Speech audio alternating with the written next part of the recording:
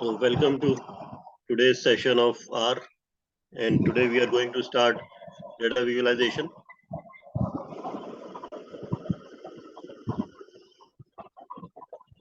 Let me open my lecture notes also. So what type of visualizations are there?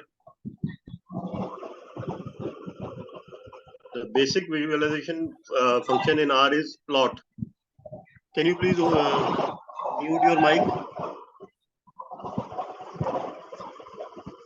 So the basic function is plot function, and we will use that plot function. But first of all, I would like to tell you the type of analysis in R, in base R, because there are certain packages also there which are advanced use for certain advanced level of visualizations. So I'm talking about the base R. So first is the univariate analysis. What is univariate analysis? It is the analysis to describe the data in order to find out the patterns in the data. And it is the simplest form to analyze data with single variable. That's why it is called univariate. Okay. And in that, the variable can be any number, like any categorical variable or any discrete variable, or it can be done using the frequency distribution table. Let's say you have one variable x and you have the frequency number of observations, then you can plot. In the graphs for the univariate analysis are histograms and bar charts.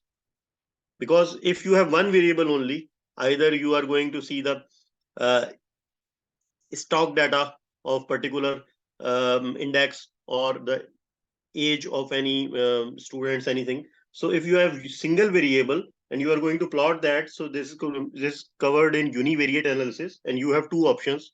One is the histogram and second is the bar chart.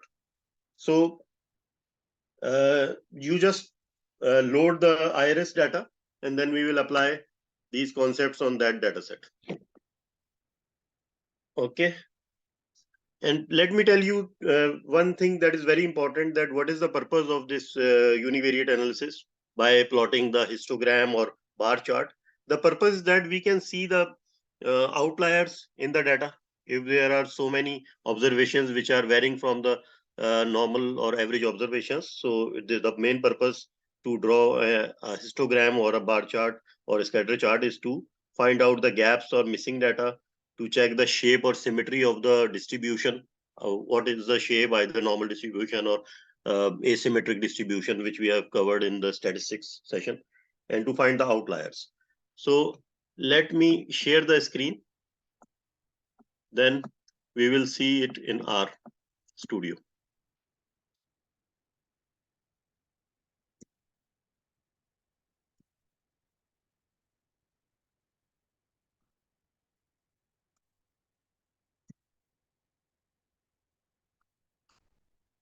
Okay.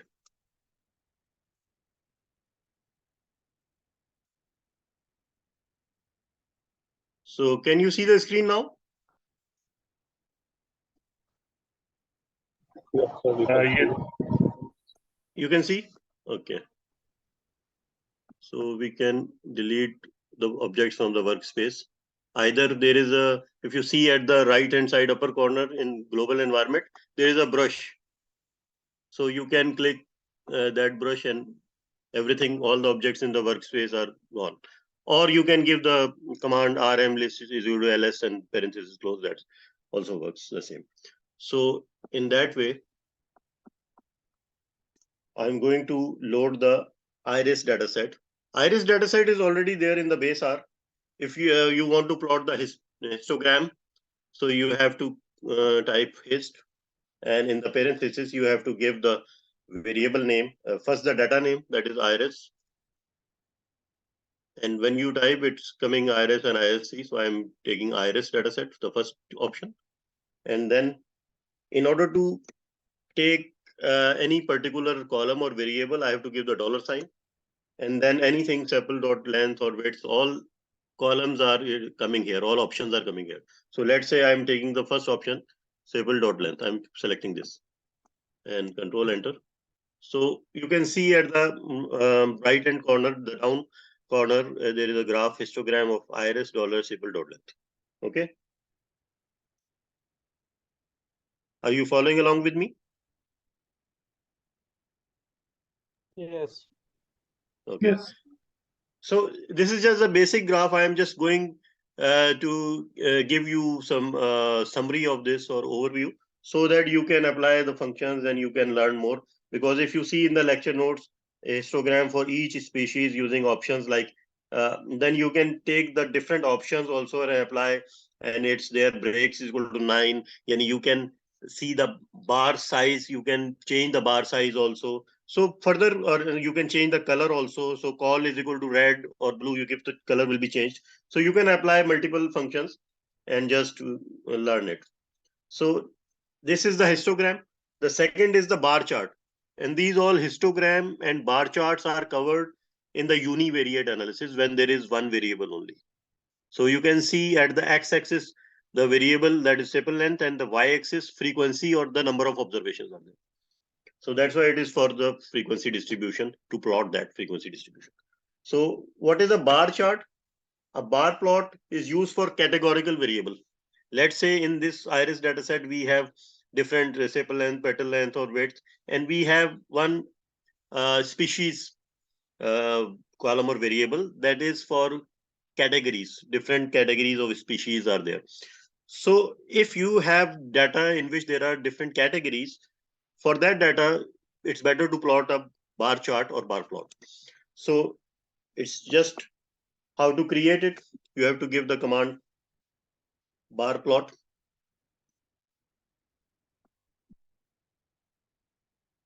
And here we have first iris dataset, and then dollar. Now I am taking the last variable, that is species, because bar plot is for the categorical variable or data. So in that case, iris, first the dataset name, then dollar sign to select any particular column or variable, and then species. Here it's giving error. Let me check. Right.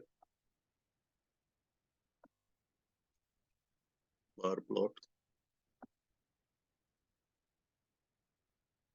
We can give the table command also. So it will first make the table, and then we can put the iris dataset name, and then dollar species.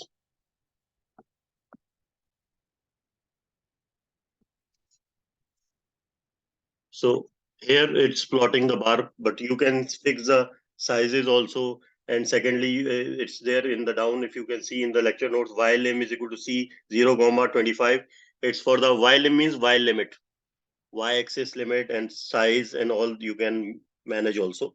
And x lab is equal to type. To give the x-axis heading, you have to use the x lab command is equal to type. Y lab is equal to frequency. So x lab will be the type will be mentioned, and on y lab heading, frequency will be mentioned. And main is equal to, for giving the main heading, you can use main is equal to. So you have to apply in your practice these all. Then we have a scatter plot. So what is the scatter plot? A scatter plot is also used for bivariate analysis when there are two variables and two quantitative variables are there. Let's say we have, let's say, sales and advertisement. So you know that sales revenue depends on the advertisement. If there is more expenditure on advertisement, then sales revenue will be more, or the vice versa. So it means if there are two variables and we need to plot it, we have to use scatter plot to show the relationship between the two variables, and this is called bivariate analysis because there are two variables. And the purpose or usage of the bivariate analysis or scatter plot is to check the linearity. Yani what is the linear relationship between x and y? What is mean by a linear relationship? Yani if one variable is increasing, so other variable is increasing or decreasing. So that is the linear relation. And to find the spread or variation between the two variables, how much is the variation between that, and to find the outliers, or a scatter plot is the best option to find out the outliers and to find the correlation or covariances among the variables. So how we can apply the scatter plot. Let me show one example of a scatter plot also by using the same data set, iris. So there is a generic function for plotting that is called plot. And in parenthesis, we have to give first the dataset name, iris. And then to select a particular column, we have to give the dollar sign. And then any variable or column we can select, let's say sample.length or sample.width or anything. So here, this is a bivariate analysis. So we have to select two variables or columns. So we have to give comma and then the dataset name again, iris, then dollar sign to select another variable, petal weights or sepal weights, anything. There should be two quantitative variables. Yani you shall not contain get any variable which is in text or string. Two quantitative in numbers.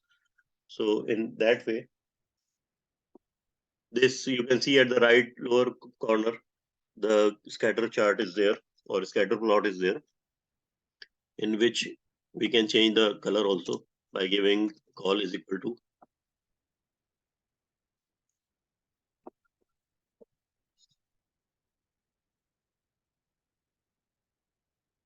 So you can see the color is equal to red now. All of you got this scatter chart?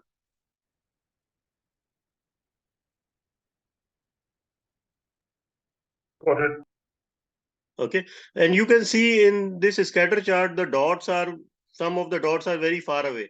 Some are near to each other. So we can plot a line that is called the regression line or line of best fit, which shows that these have very low correlation or they are nearer to each other. So, but the far away are the outliers. So this is the way you can see that a scatter plot or scatter chart is the best way to find out outliers in the data or observations, and it is the best way to find out the correlation or linear relationship between the two variables also. So a scatter plot is the best option to find out these. Then we can make the box plot also. So I'm just giving you basic examples, so in your practice you can learn more. What is a box plot? In the last statistical session, we have discussed that a box plot is the plot which is used for categorical and continuous variables. And in a box plot, if you see in the lecture notes, there is a plot figure is there, and the outliers are either at the top or at the down, and the middle value is the median or the second quartile, and the first quartile is there, then third quartile is there, and the in between is the median or the second quartile, and then minimum value and maximum value. Or interquartile range we can calculate by deducting yani IQR is equal to Q3 minus Q1. So this is the box plot. And what is the purpose of the box plot is when you have categorical variable and you want to compare or make a comparison between the two distributions. You have two sets of distributions or categorical variables. So it is better to make a box plot in which you will see that how the distribution is varying and to show you the distribution of different types of data values and to compare them. So this is called box plot or simply box plot or box and whisker plot also. So it can summarize data from multiple sources and display the results in a single graph. So this is a way how you can make it. We will just see, we'll use the box plot command. Box plot. If you type box plot, there are options coming. So select the first option, box plot. And we need to make a comparison between the two variables in this data set. So let's say I'm using between sepal.length, or we can give in this way, or we can do in another way also. First give the dataset name iris,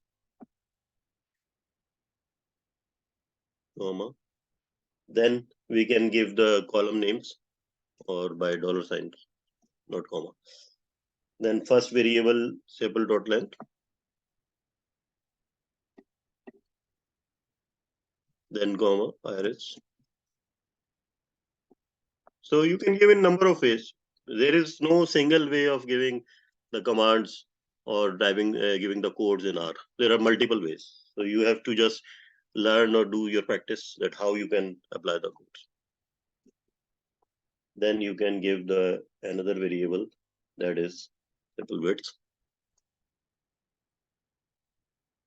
and then see how it works. So the box plot is there. Okay. Then we can add the x-axis heading and y-axis heading by giving the x lab is equal to,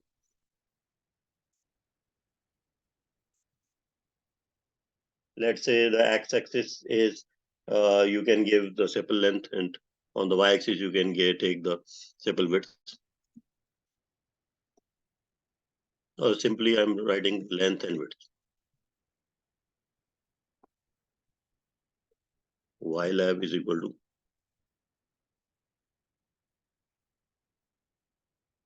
width. Then you will see control enter. You can see the headings are there now, length and width. And I want the main heading also. Let's say main is equal to comparison. Anything you can give the heading. So it's coming, the heading is comparison between the sepal length and width.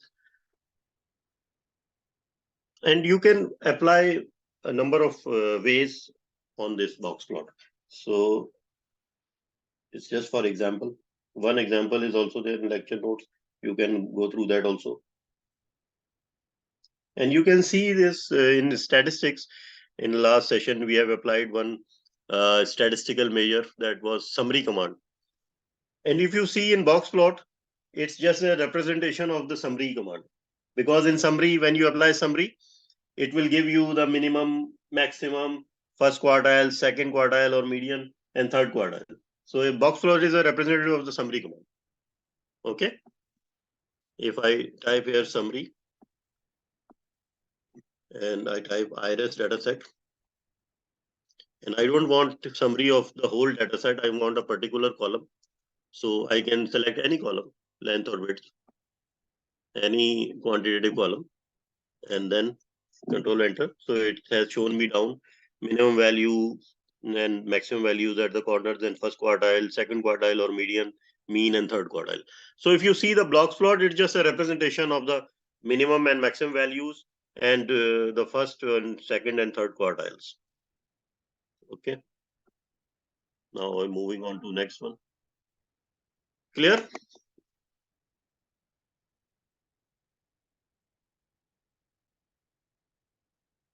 All of you got it? Yes, sir.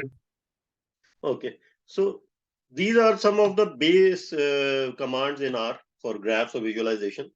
Like you can see in the lecture notes, the next slide, if you move on, high level graphical commands to create the plot function, which I have done in scatter plot and bar plot, histogram, stem, box plot, and then QQ norm. You can see is a QQ plot is there to see the distribution, whether it's normal distribution or not. So thoda advanced. Then low level graphical commands, we can add in between the commands lines, text, ab line, ylim, which I have shown you that you can do in your practice. Then last thing is that is very important is R versus spreadsheet. And we will see the R and Excel comparison. So if you open the lecture notes, you can see that I have shown that data analysis we can do through Excel also. And in Excel, there are so many functions, statistical functions are there, like standard deviation, mean, median, and variances, frequency distribution.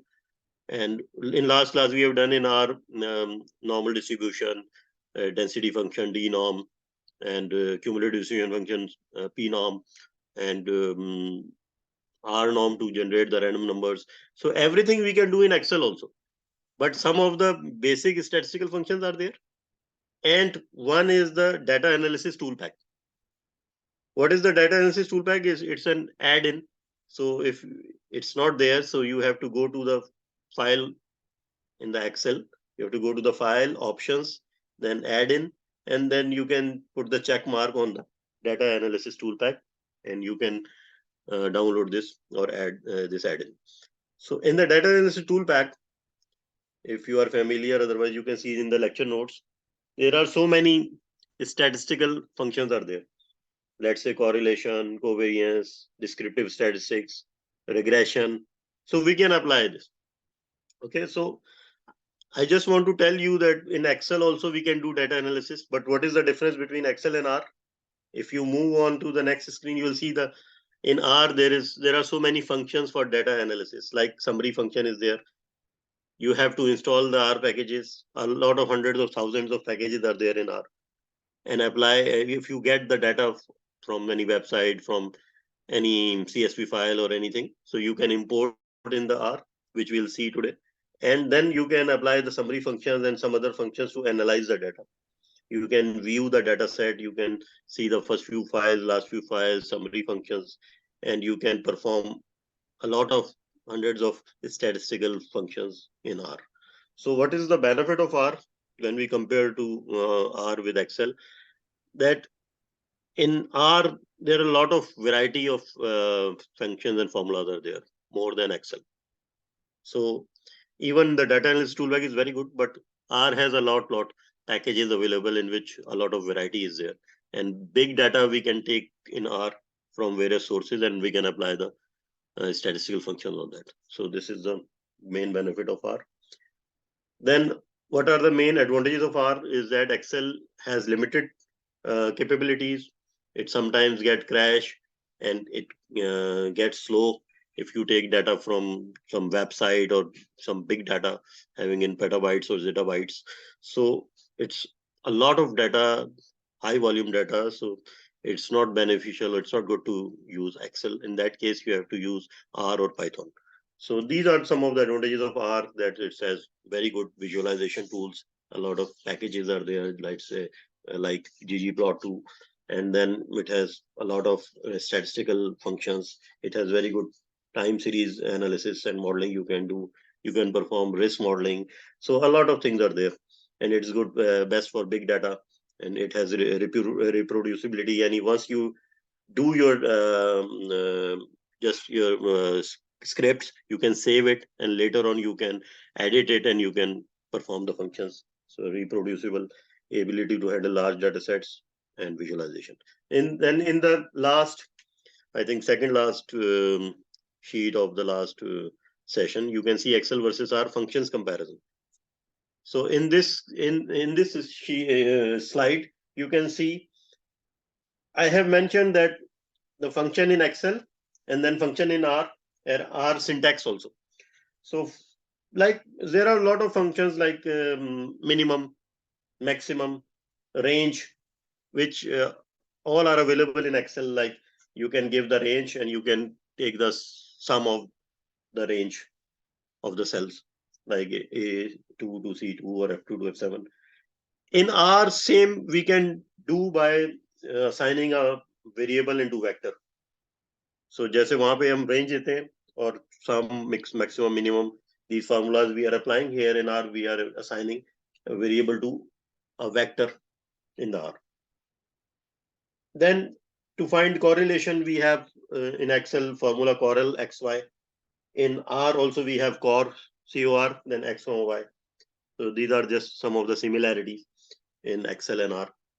So in that way, you can see that R is very close to Excel than any other language like Python or other languages. R is more closer to Excel. Then one sample or two sample t-test we can do in Excel by using the formula t.test. In Excel it is there. In R also, R t.test and data and confidence level, which we have seen in last class also, how to apply t-test in R. Then various distribution functions are there in Excel. In R also, a lot of built-in functions are there. Density, normal distribution in Excel, norm.dist, norm.in function is there for percentiles. So in R, we have p norm for the probability density function of normal distribution, and for q norm for the quantiles in R. And R norm is a function in R that is for to generate the random numbers. Or in Excel, we have rand function rand, and then in parentheses, we can give the variable x or anything. So this is just a comparison that how you can compare R with Excel. And here in R, we have data frame, one data type or data structure type, that is data frame we have done last time. It's just like data in tabular form, having a number of rows and columns, like Excel. So data frame is very close to Excel, which we are using in R. So just I have mentioned in the last sheet of this statistical analysis using R, that R is a must for those who are using, who are working as a data analyst or business analyst, or because Excel has some shortcomings, and it does not have a lot of functions or options for time series modeling, for like we have exponential smoothing, ARIMA function in R. So Excel has limited options. So if you are using Excel only, so you have limited options. So you should have R, Excel, and Power BI also, because it's a dashboard tool. So if you learn R, still then you can use Power BI as a dashboard tool, and you can connect or integrate R with Power BI also. So there are a lot of options are there. So it's the best thing to learn one dashboard tool, either Power BI or Tableau, anyone. Then one language like Python or R, and then any database like SQL or anything. So it's the best combination. Okay, clear or any question?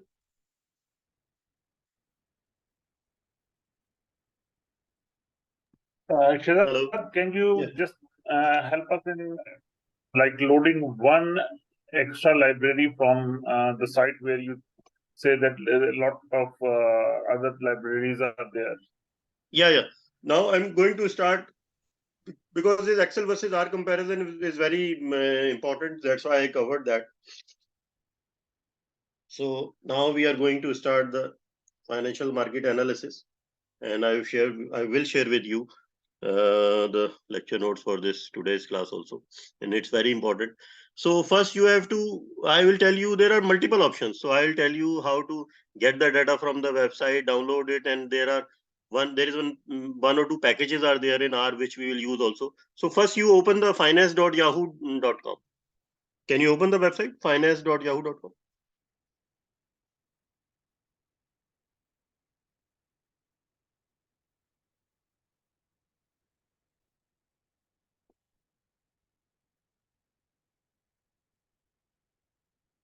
Finance.yahoo.com.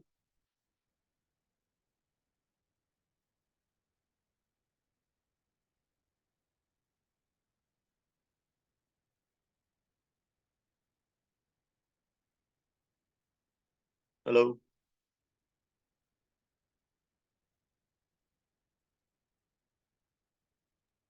Shazad, just opening. Okay.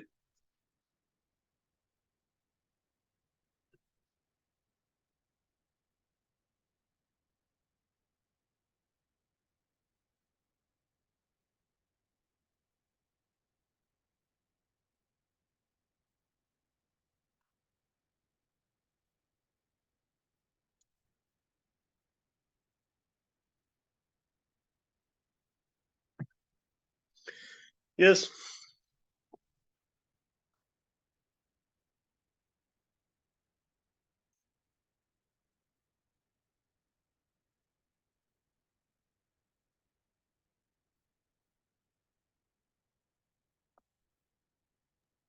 Yeah, Shazad, it's open now.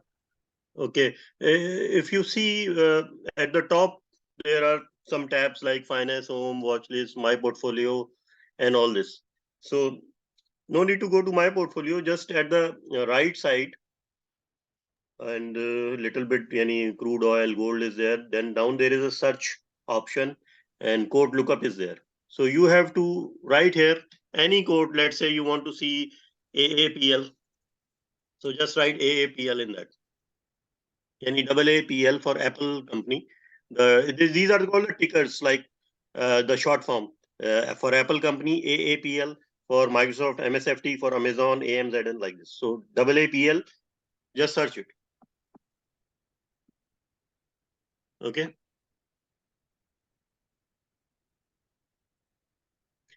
Then after typing AAPL and enter, you will see little down It's summary, opening. chart, conversation, statistics, and historical data is there. So just click on historical data. You found the historical data?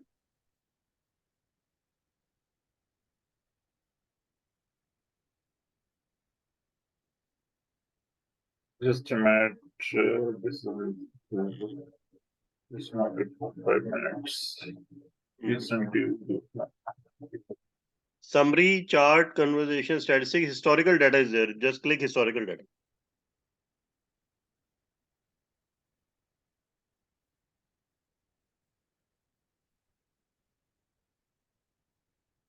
Okay. Yes, historical data. We are there now. Okay, just click it. Then you can see down time period is there. Let's say it's selecting 24 August 2022 to 24 August 2023. So you can just go there and change the date also if you want to change different dates. Then at the right hand side, one tab is there, apply, and down that one dialog download tab is there. Can you click on the download? Yeah. So just click on the download. It will show you Done. Now it that is giving us a CSV file. CSV file. Just save it on your desktop, and anyway, better to save on your desktop. Okay. This AAPL is a ticker for Apple company data, and the dates are there. You can select any particular dates, and then you can save this CSV file on the desktop on your computer. Okay. Then we will see. Saved. Saved. Okay, so Yeah. this is saved as a CSV and comma separated values.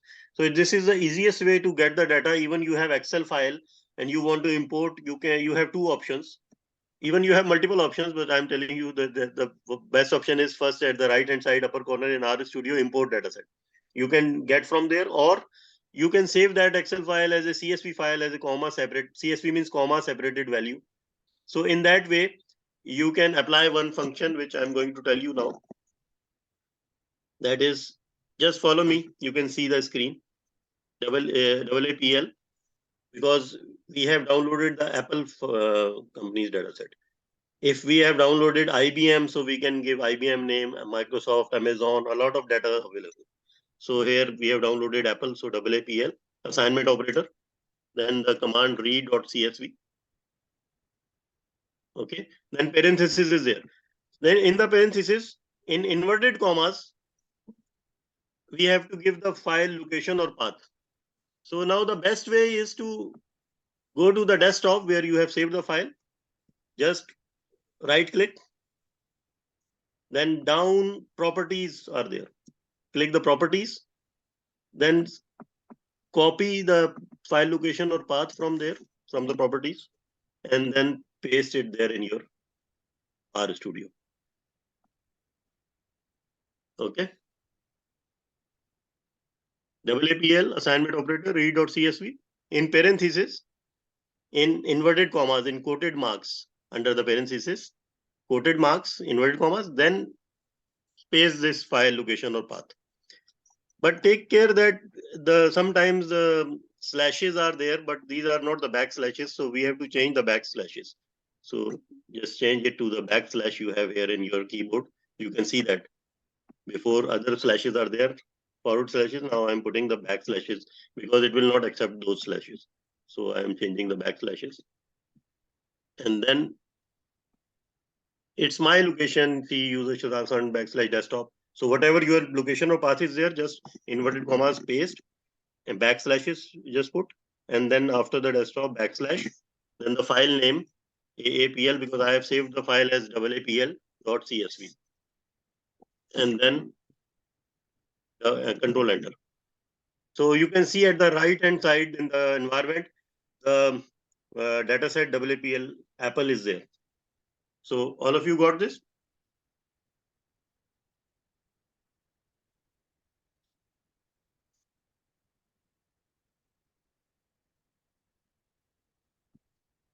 Hello?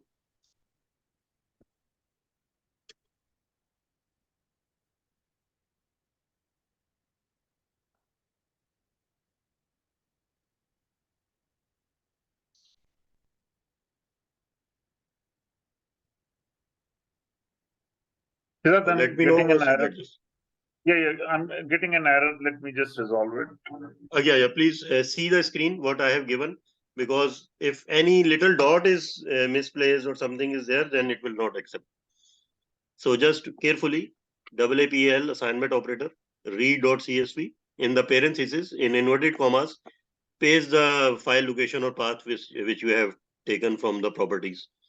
And thus just ensure that the backslashes should be there, not the other slashes, backslashes. And then after the desktop backslash, file name.csv, like AAPL.csv or whatever you have given. And then control enter for if you are giving in the upper script area.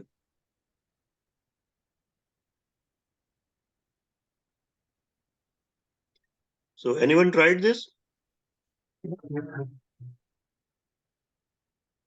APL.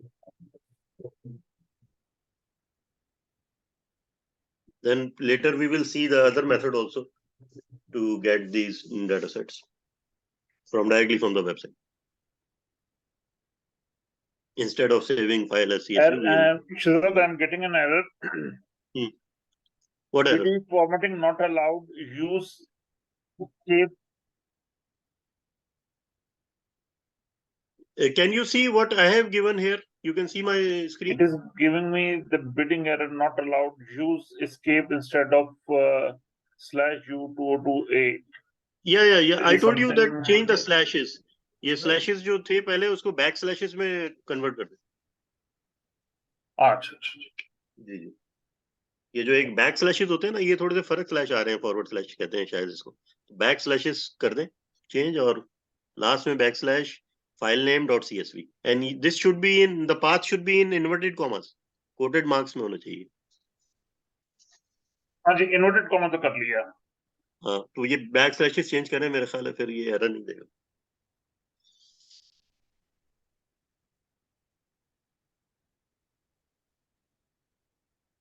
Just go.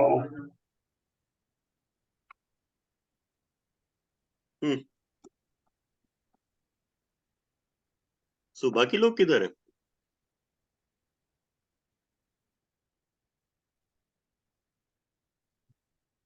It's a good question. Hello, anybody there?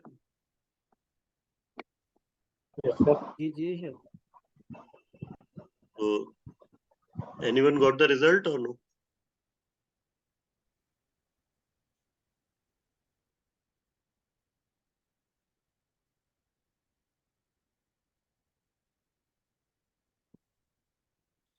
जी.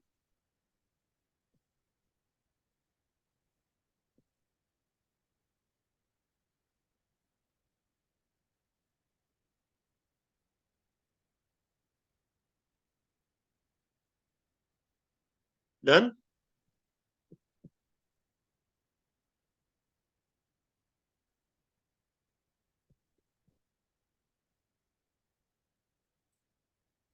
नहीं शहजाद, अभी तक कुछ ना कुछ गलती है. आप इसको फॉलो करें ना, मेरी स्क्रीन पे जो दिया हुआ है. आपने फाइल नेम क्या दिया? एग्जैक्टली. अच्छा, सी में शायद कॉलन नहीं है. तो कॉपी पेस्ट कर लेना, just copy and paste and back slashes put कर दें. और लास्ट में आपने बैक स्लैश के बाद फाइल नेम डॉट CSV देना है. You should give file dot CSV at the end also, file name dot CSV. हो गया, डन डन. वो जब बैकस्लैश कर रहा था ना चेंज, तो वो कॉलन उड़ गए थे. हाँ नहीं, वो कॉलन जरूरी है. Done, it's done. Done. You got the file? Done. Yeah, I got the file. चले ठीक है. अच्छा, now move on to you know how to apply the analysis on that Apple data set. If you want to see view that, you have to give command view, or in parentheses AAPL, and then this is the data set, date, and these column open, high, low, close, adjusted, close, volume, and we can change the column names also, and then we can apply add to see first few files, first few any rows of this data set AAPL, let's say I want to see only 2 rows, so comma 2. It will give me the first 2 rows. You can see the first 2 rows are there. Then tail command to see last few rows. So I just want last few rows. Let's say last 3 rows. So comma 3 or comma 2, comma 5, whatever you can. So these are the last 3 rows. So we can do indexing, and we can see the date-wise data also, and in different ways. So let's say AAPL and square bracket. Then I want all rows, comma, only one column, that is the open column. So give OEEN. In that way, you can see all rows, but it is. So these are some of the ways. Now I'm going to do another, to load another package. So any question in that?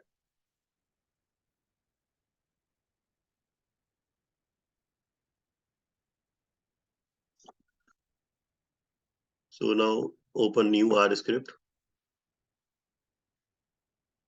So I'm removing this from the workspace also, this Apple. Okay. You also remove from the workspace. So we'll see another method. So the other method is to use the command that is get symbols.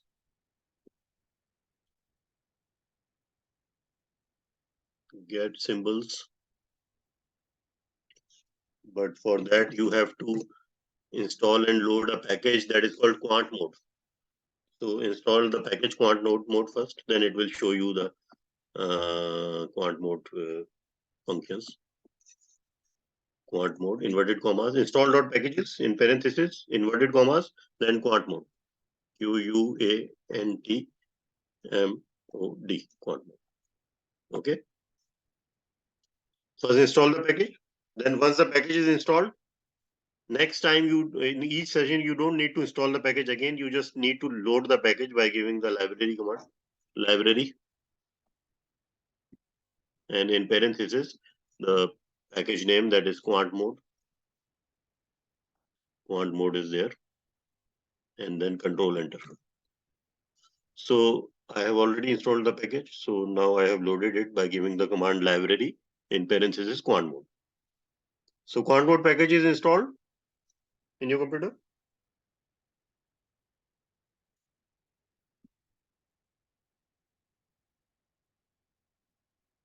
Hello. A message there about this version of this package for your version of be available elsewhere. Which version you have? Unable to access index. Same you have. So how you are installing? इधर से जाके देखें, in the right hand side, in the down area, its packages are there.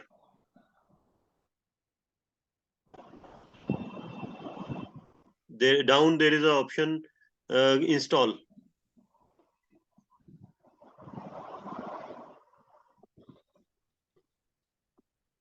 It has to be downloaded. Quant mode. Oh no, such quant. Quant mode. Quant mode stands for Quantitative Financial Modeling Framework. Okay. If you type question mark quant mode, it will give you help related to this package, Quantitative Financial Modeling Framework. Are you getting the help or no? Help from Aslan, but maybe it is not there. But in this version, it should be there. So all of you are getting or no? Anyone got this quant mode? Hello.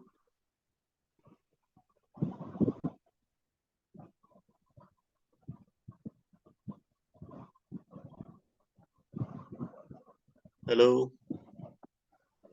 मुझे तो error, there are no documentation for quant mode in specified packages and libraries. You could try. Okay. But you got the Apple dataset by directly taking the CSV file or no? You got that? No, You I got mean, no results found. No, no, it's through CSV file. CSV file के through तो हो गया था ना आपका? my file is different than yours. No? I downloaded the file which has The only first one option, row. No. because Yeah. now I am using the second option through the quant mode, but the first option in which we have downloaded the CSV file and then we import it in the R by using the Yeah. read.csv. You got All that? right. Yeah. Okay. So let me show you here. You So have to why use this the. setting is not available in my version? Okay, we have to check. I don't know. In this version, it should be there. Okay. But I'm just Okay. showing you the way, or you can note this. What if Later it's on, you not can check. available? Can I import it or get from where? From the CRAN website, check there. CRAN website. Okay. And install from there. Yeah. So just I'm just it's one of the option. If you have downloaded the file and got through the read.csv command, so it's fine. You have to use one option to get the file. At least you need to import the file. But I'm telling you different options because in R, this is the actually you can say the limitation of R also, that there are hundreds of options. So sometimes a person get confused in that also, that which option he has to use. So this is one of the problem is there. So get symbols. In get symbols, you have to give the C and then parenthesis. Yani I am giving a vector by giving the C, and then in parenthesis, I can take multiple companies data set, like say Apple for AAPL, the ticker name for Apple, then comma, then Amazon, Microsoft, Intel, a lot of options are there. So let's say MSFT for Microsoft, and then AMZN for Amazon. So when I do control enter, so it will take a little time. And you can see at the right hand side by giving this get symbols command and then the parenthesis C for vector, I can take the multiple companies data set by giving the ticker's name, Apple, in inverted commas, Microsoft, Amazon. So at the right hand side in environment, Apple, Amazon, or Microsoft data sets are there. Okay.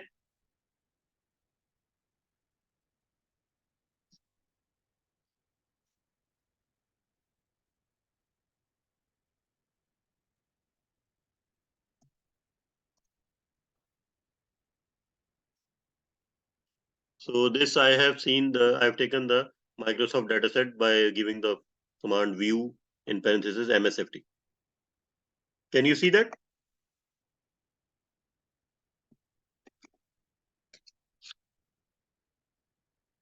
Yeah, we can see that. You can see that. Then we can change the column names also. Let's say here column names are coming msft.open.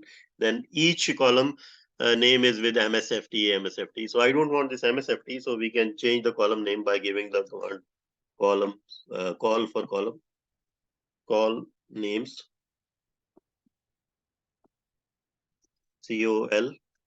call names, and then in parentheses we have to give the name of the dataset.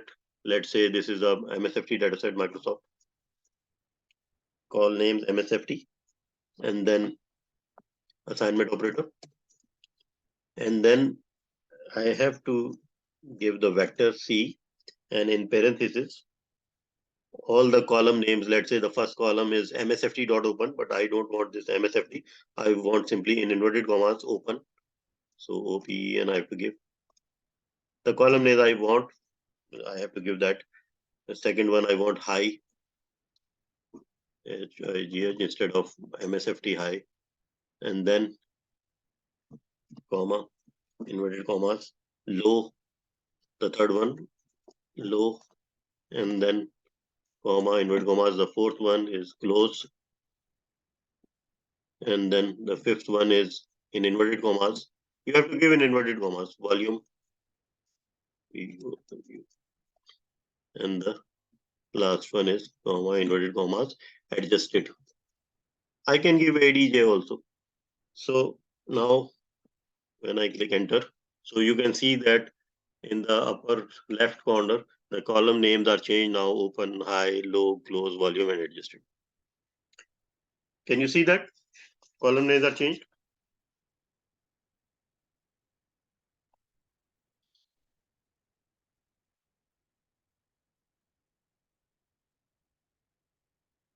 Now we can we can do indexing also to get any rows or columns data, which I have showed you earlier also. So we can give the head and tail command also. We can give the summary function also. Summary command is summary, and then the data set is MSFT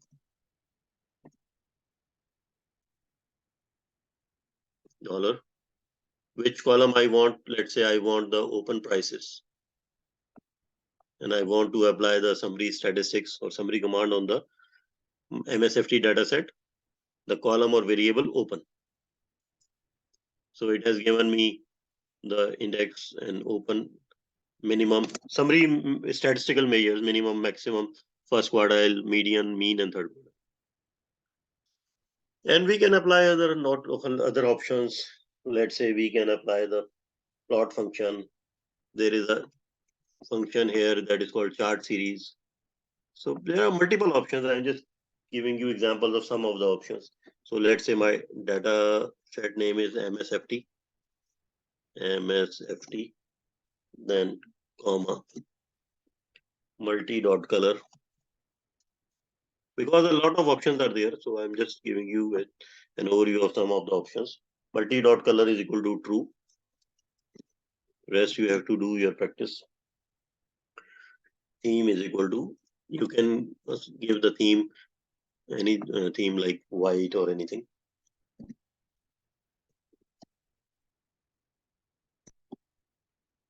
So here is the chart at the right hand side in the plot area. Can you see the plot or chart?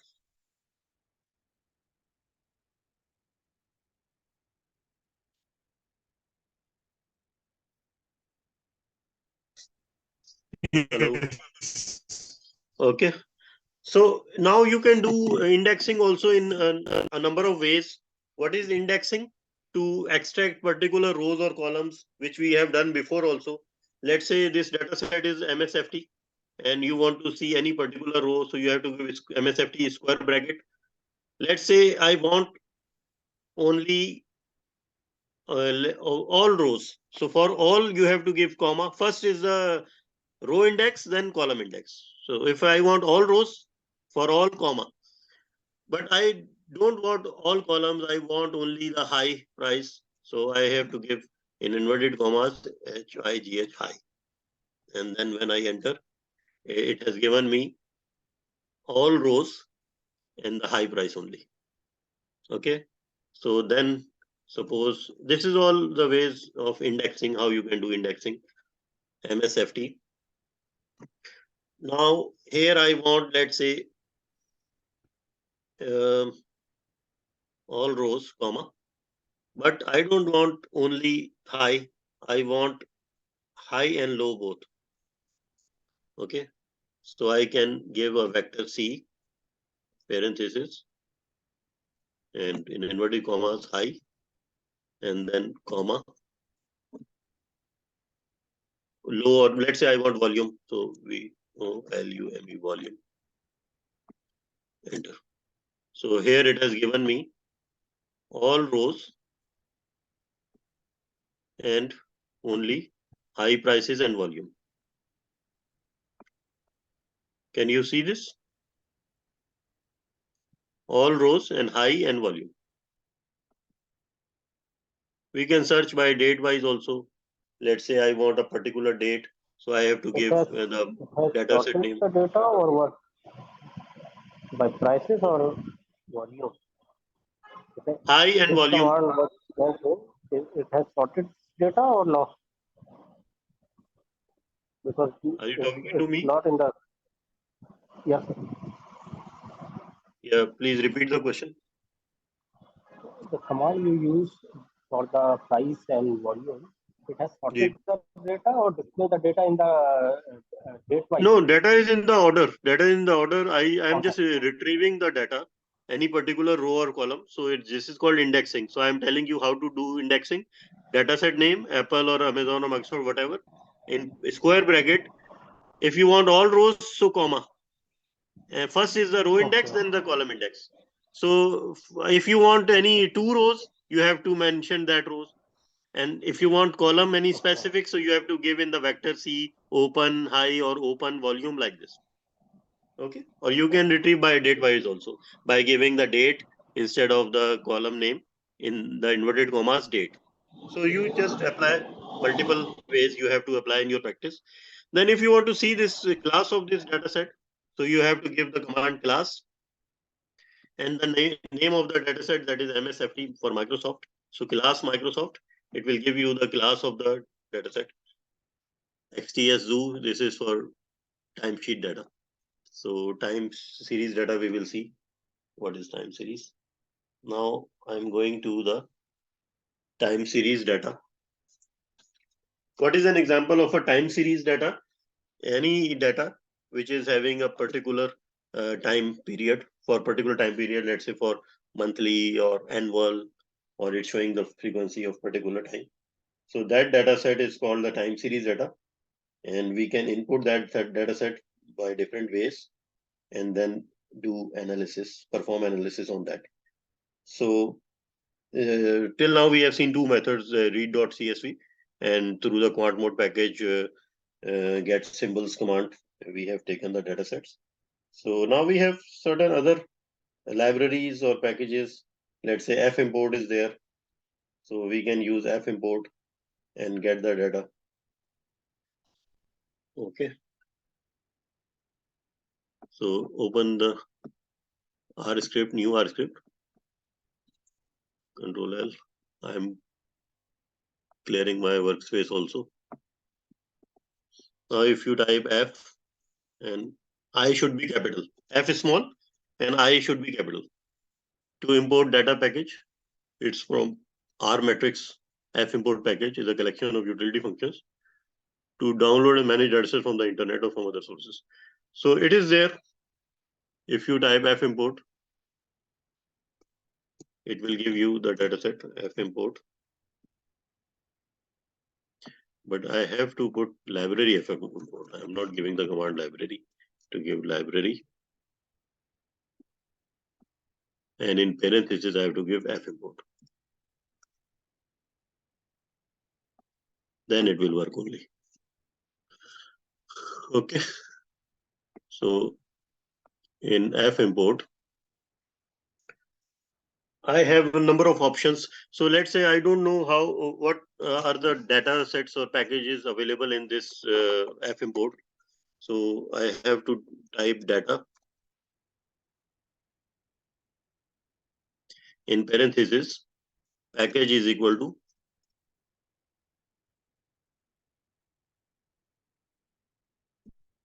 F import.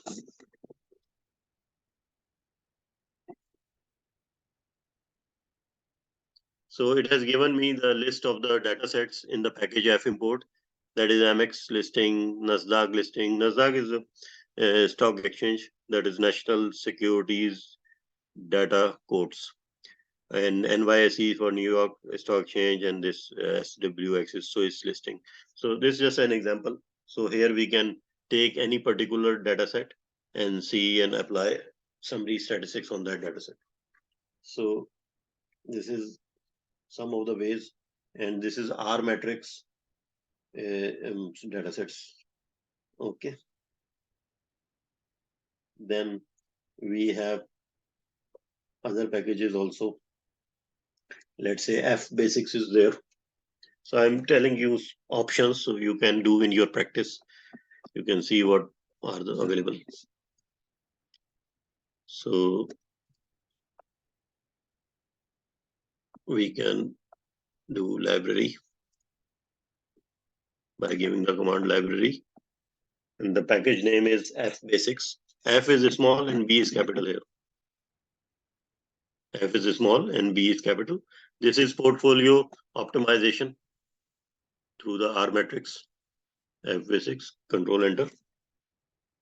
So you can see here this package is loaded, and you can see the data sets here in this package. So by giving the command data in parenthesis, package is equal to, and in inverted commas, F basics, F small, B capital.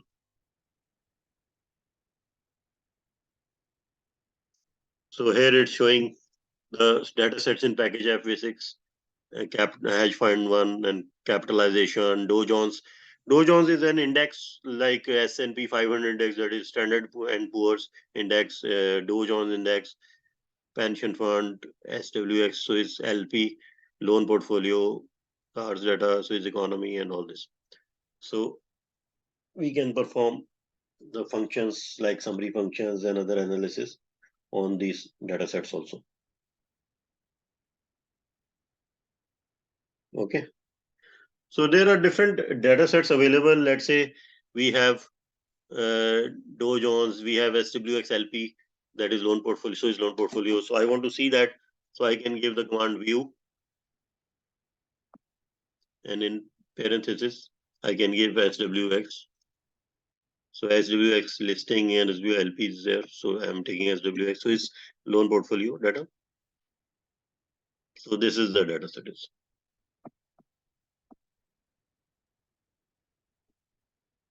Are you doing with me?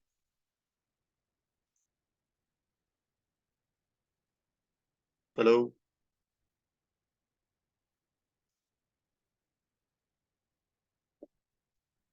Hello?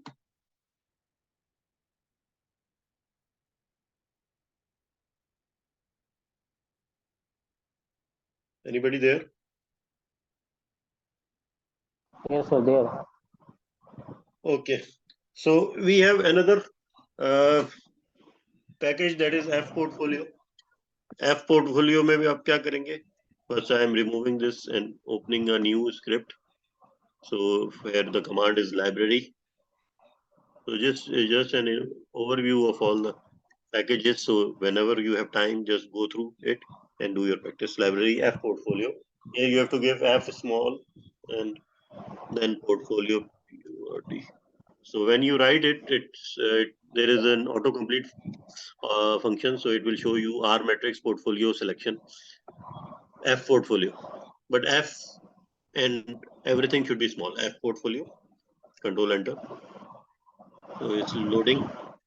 So now you can see the data set is there, and it has all the investments, the securities are there, SBI, SP1, SP2, LMI, and all this.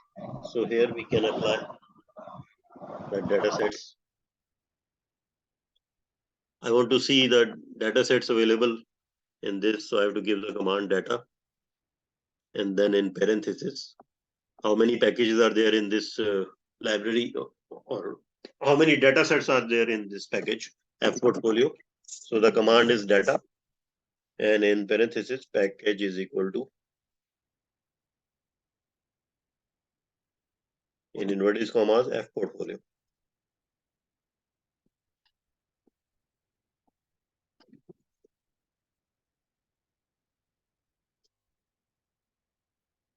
It's not giving any package. So you can apply summary functions and all this on that also.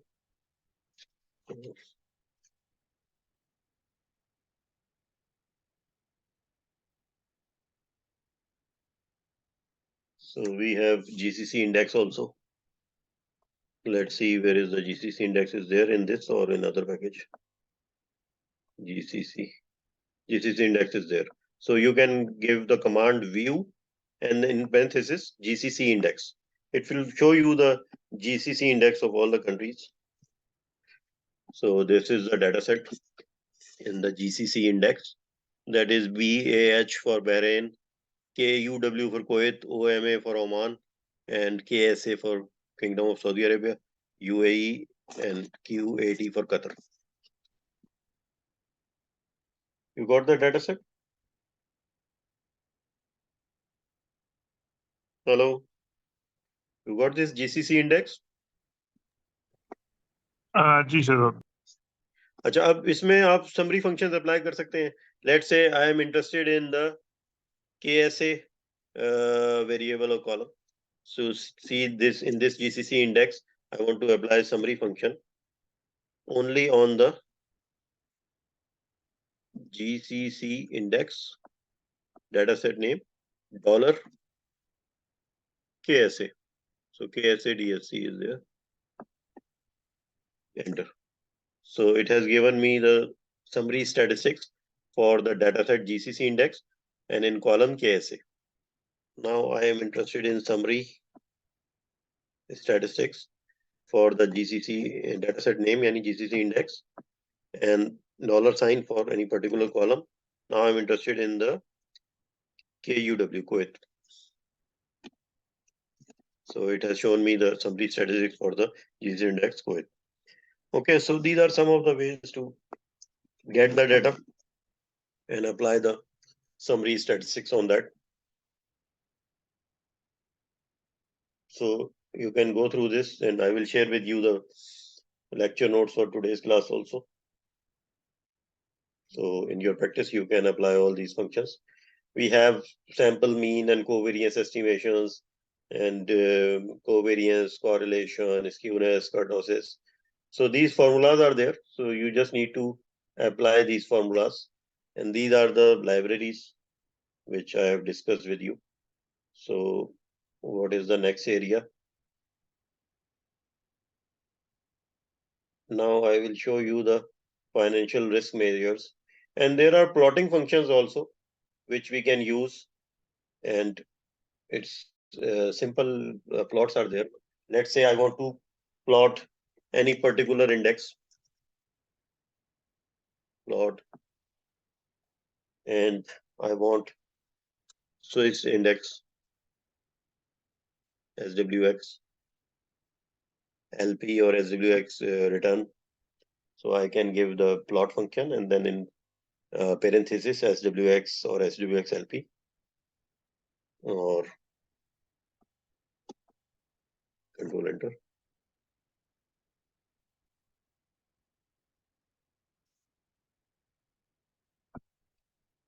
But the plot is not proper. So let me change the parameters.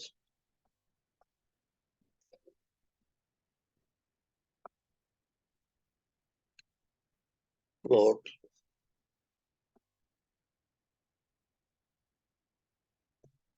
LPP 205 dot return any data set and then main is equal to. This is a generic function plot which I'm using. Otherwise, there are other chart series and other options are there. A lot of options are there. So you have to apply some of the options. You are not supposed to do each and every option. So I can write LPP pension fund or portfolio fund and enter. So it has shown me this one, LPP fund. So in the lecture notes, you will see the options are there. So you have seen the graph is there in the environment side down plot area. Can you see that? Yes. Okay, so these are some of the examples and I will share the notes, lecture, PPT. So you will be able to solve all these options for plotting. Because there is not a single option, there are a lot of options in R. So just to give you some of the examples. Then there is a case for financial risk measures. So let me clear this. And I think we have discussed earlier that what are the financial risk measures like value at risk, VAR. It's just normally banks are using this. And do you have any idea about VAR? No, sir, no. I don't know. So you are working in investment company or where? In a service industry. Hmm? Service industry. Service industry. Okay. What about others? Others are silent. It's you are Kashif or what your name? I'm Junaid here. Previously, I worked Junaid. with the investment company. Who is it with investment company? Yeah. Sir, I worked Junaid Malik. But now I'm Okay. working with a service company. Previously, I worked with a investment company. Okay. Okay. No problem. Just to give you the knowledge about the financial risk measures, we have two financial risk measures main for the risk, like value at risk. It is a measure to find out or to calculate the maximum expected loss. And normally banks use this financial risk measure, VAR, value at risk, to measure the expected loss which they want to calculate for the next, let's say, 15 days or 30 days. They have to find out the expected loss. There are two types of losses: expected loss and unexpected loss. So if they are interested in calculating their expected loss, then they can say that, or they can assign some probability that X% is the confidence level or the probability that they will have 1 million, let's say, loss in the next n days, let's say 15 days or 30 days. So this is the way how they calculate or find out the value at risk, VAR. So for example, if a bank is saying that there is a 99% VAR, or value at risk of 5 million USD loss, expected loss will be there in the next 30 days, and they are 99% certain or confident. So this is the confidence level, either 95% or 99%, that for the next 30 days the loss will not exceed the 5 million or 1 million. So this is the way. If the confidence level is 99%, it means the This is what significance level is they 1. perceive it or what?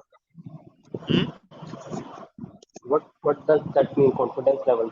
They are certain that they will lose this 5 million to No, the this extent is of just 95%. this is just an estimate. It's a probability, or that is called the confidence interval. Okay. So if Okay. they So have said they are based on confident. the, They have a portfolio. no, it's like that on the based on the history or the previous experience, they set this confidence level or probability that, let's say, 95% or 99% chance is there that the loss will be 1 million, not more than that. So in that case, if they have said that 99% sure or confident or the probability, then 1% is the chance that loss will exceed. So that 1% is the significance level, and 99% is the confidence level or the probability. The 1% is the significance level that the loss will exceed 1 million or whatever. Okay. So these are some of the parameters. These are the parameters actually which they have to define in order to calculate the value at risk. So once they define the parameter, so in R, how we can do that?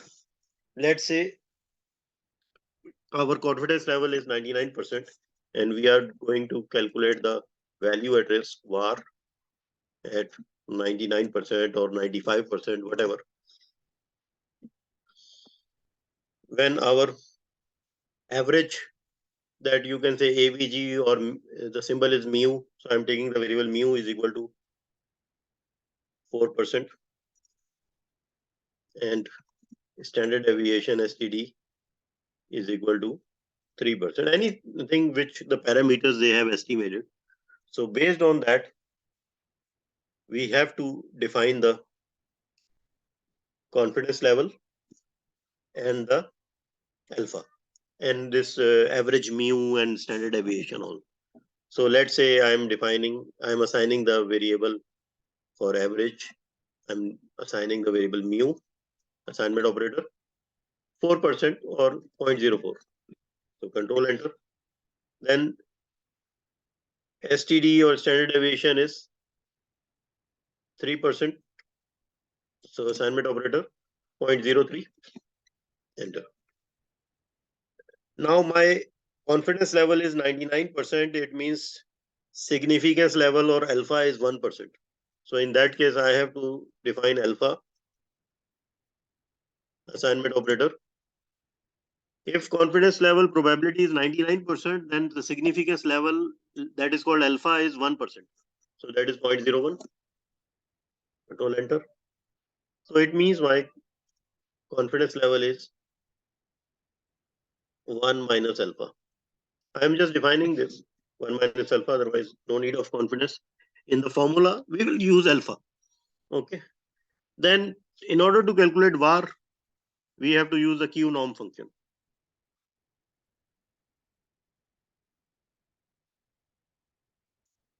Q norm.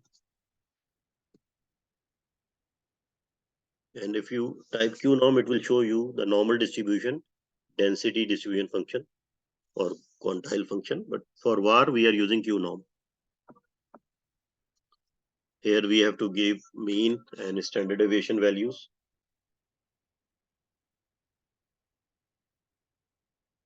So we have to give value of alpha, mu, and standard deviation.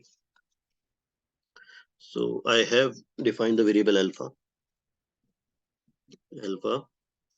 comma, average that I have defined mu, or you can give AVG, any variable you can assign mu, comma, standard deviation I have assigned STD. So when I press Control Enter, it has calculated the var by using the function Q norm minus 0.0297. There are other ways also to find out the var, but this is one of the options. You can use the Q norm function to calculate var. And one function that is the opposite of Q norm, that is P norm. In the last statistical class, we have done that also. I gave you the idea of for the probability density function P norm and the cumulative distribution, and then this for quantiles Q norm. Okay, Q norm, P norm, D norm for CDF cumulative distribution, and Q norm for quantiles or var. Okay, and Q norm and P norm are inverse. So if I apply P norm, this is the opposite of Q norm. This is for density function, P norm. And then I have to give this measure Q norm.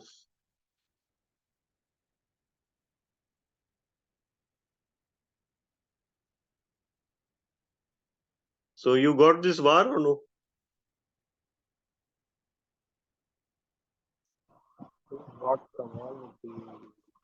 You got var? Var value Yes, minus 0.0297? I got. Yeah. You got no?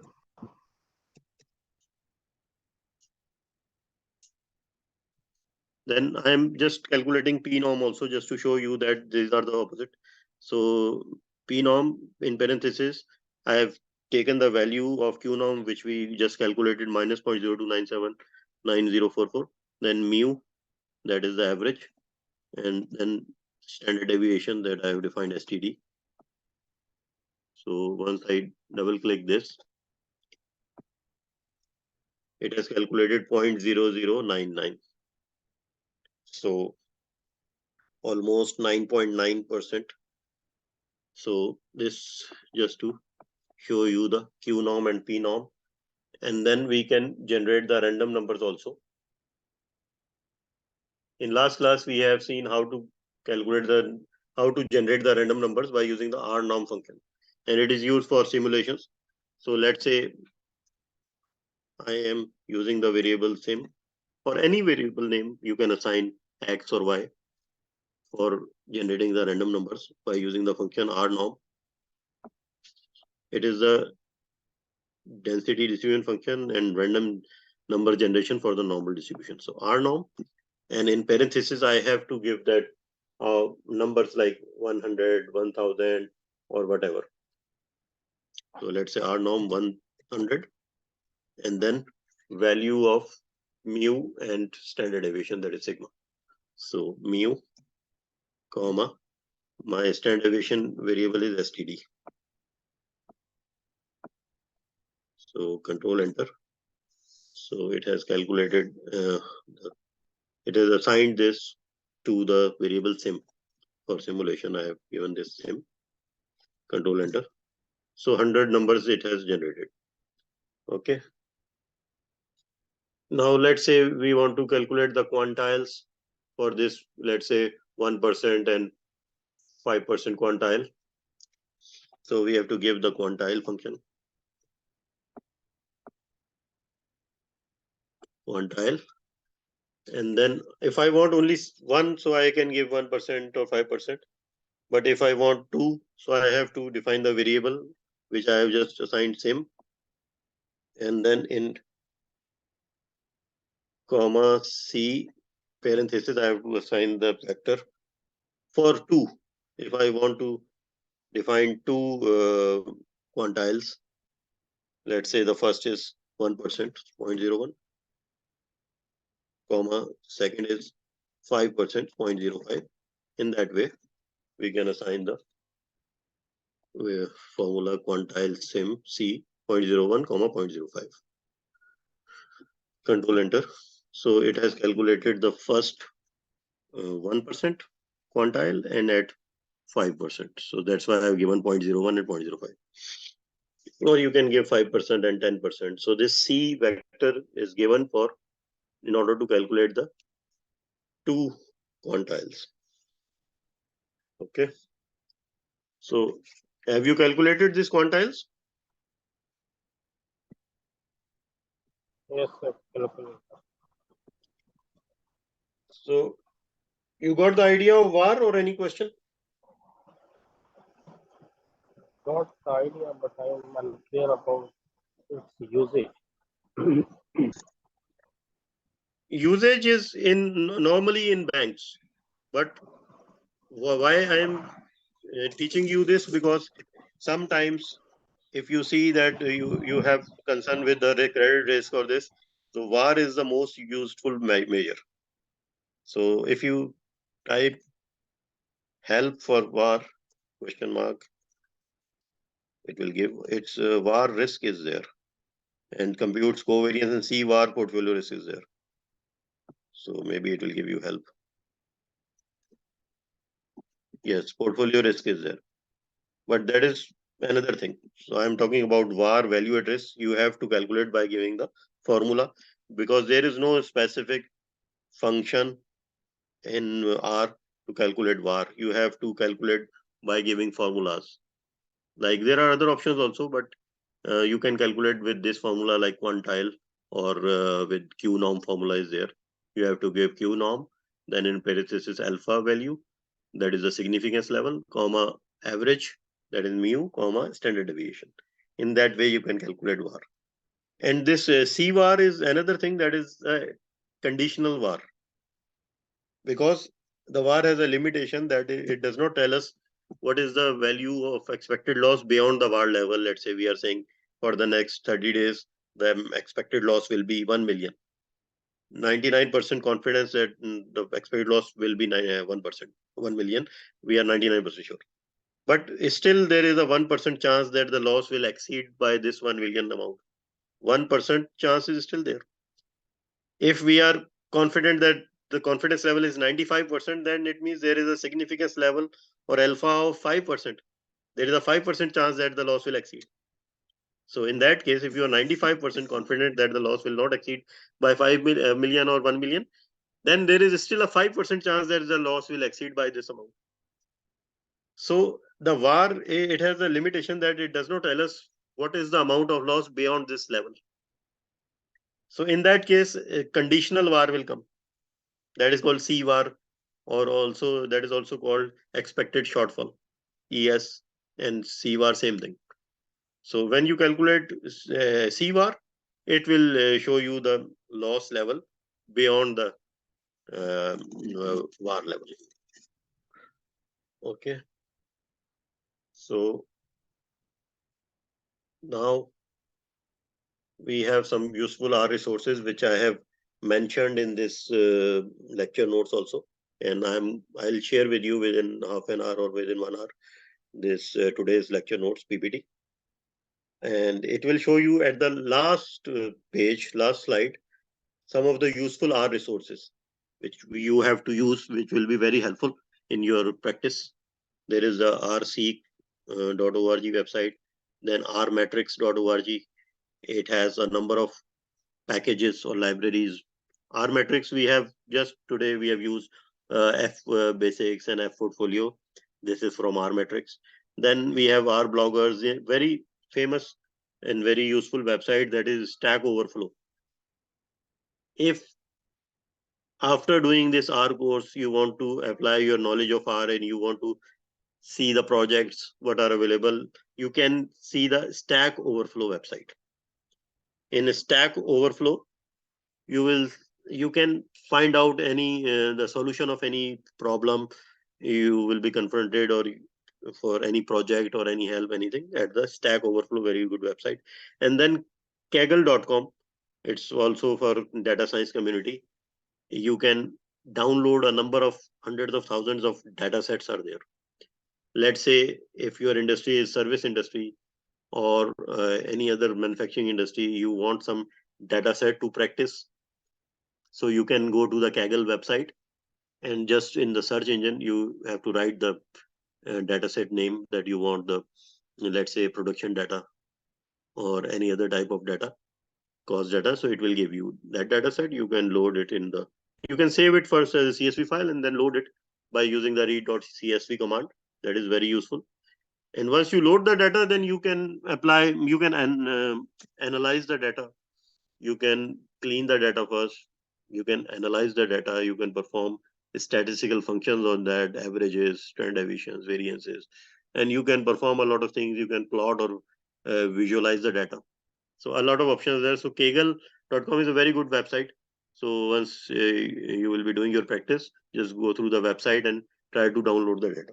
So it's all depend on your practice, that how you, if you are in investment company, if you are in bank and you want any credit data, so just go to the Kaggle website and in the search engine write the credit data or loan data.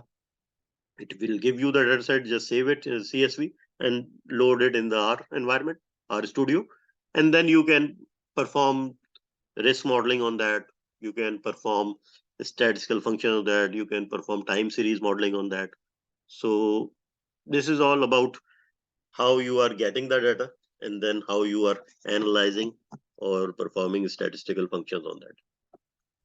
Okay. Shahab, can we do a small exercise of time series on Apple data? Time series कर सकते हैं, but I have some material for time series and it cannot be performed in 10 minutes. So I am taking one extra class. I just discussed with Mr. Farooq also that in coming Saturday, after in this Saturday, so we, inshallah at the same time, or we will update if there will be a change in time. So there will be a full class for time series modeling, because it's not a small topic. So I will tell you first, I have to give you theoretical concepts of time series. Time series is a very large topic. A lot of packages also are there. But first, I'll give you the theoretical concepts of time series. What is time series? What is stationary time series? What is non-stationary time series? And what type of functions are there, how to apply the time series function, what is a shock or error, then what are the time series models, how to plot the time series data. It's not simple thing. So it's depend on the monthly, annual frequencies. A lot of things are there. So I'm really inshallah on thankful Saturday if we will you do are dedicating. Yeah, Saturday. I'm really thankful if you are dedicating the next class on time series, because this is more relevant to me. So Yeah, I'm really yeah. thankful for you, I your already effort. discussed with Farooq Saab that today I'm covering the financial analysis and this all data import options. And financial market analysis may be not relevant to you, may be helpful for Yeah. others. So inshallah, time series analysis we will cover in the next class. And then we will do it in detail, theoretical concepts, and then practice also. And one ARIMA model is there, autoregressive moving average model of time series. So it's very complicated topic. So we'll try to cover in the next class, theoretical concept plus coding in R. So inshallah, see you on Saturday and we'll confirm you the time also. Okay. Thank you. Thank you. Thank you. Allah Hafiz.